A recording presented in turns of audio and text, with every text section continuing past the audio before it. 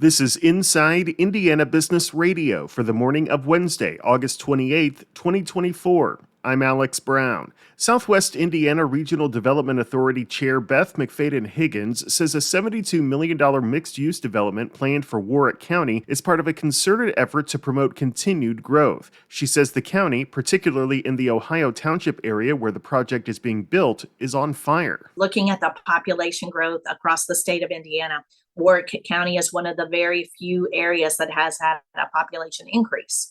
So we're kind of capitalizing on that, right? And if you're riding a wave, you want to continue to ride that wave and, get the best bang for your buck.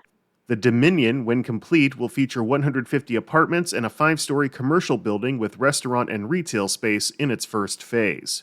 Philip Morris International is set to invest $232 million to expand a Kentucky factory that makes nicotine pouches. The expansion at the Swedish Match plant in Owensboro, about 4 miles from the Indiana border, is expected to add 450 jobs to help meet growing demand for smoke-free products. Indianapolis-based Riley Children's Foundation will be looking for a new leader after a recent stretch of historic fundraising. The hospital's president and CEO, Elizabeth Elkis, announced this week that she will retire at the end of the year, and a search for her successor is underway.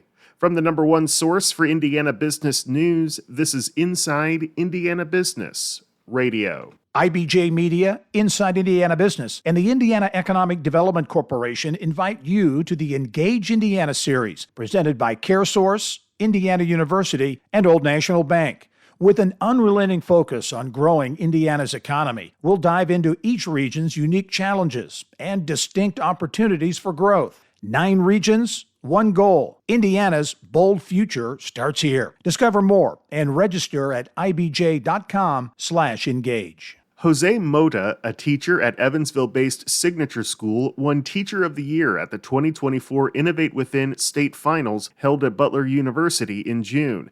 The award recognizes outstanding dedication to fostering a culture of innovation in the classroom. In a Q&A for our Evansville Region Report newsletter, Mota said the award was a surprise as he was celebrating 2 of his students winning the student pitch competition. I don't think it's hit me yet. I do like to be the person behind the curtain. I always like to tell the students in my classroom, right, I am the even-keeled sort of, like I have a really good poker face, right?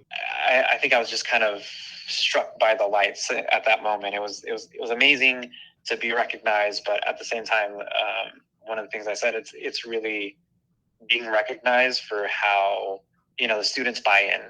When the students buy in, it's a beautiful thing because I think your work gets validated in that way in their successes. You can read the full Q&A at InsideIndianaBusiness.com.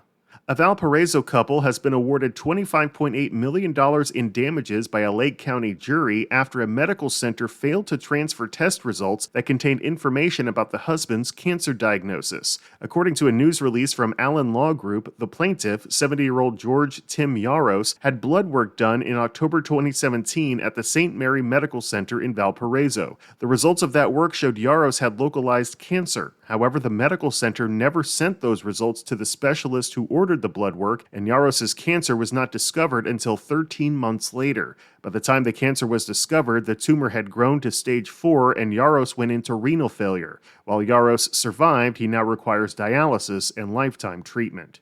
South Bend Mayor James Mueller is this week's guest on the Business and Beyond podcast with Gary Dick, presented by PNC, a weekly conversation with high-profile Hoosiers in business, sports and entertainment, and beyond. Available now from your favorite podcast provider. I'm Alex Brown for Inside Indiana Business Radio on Demand.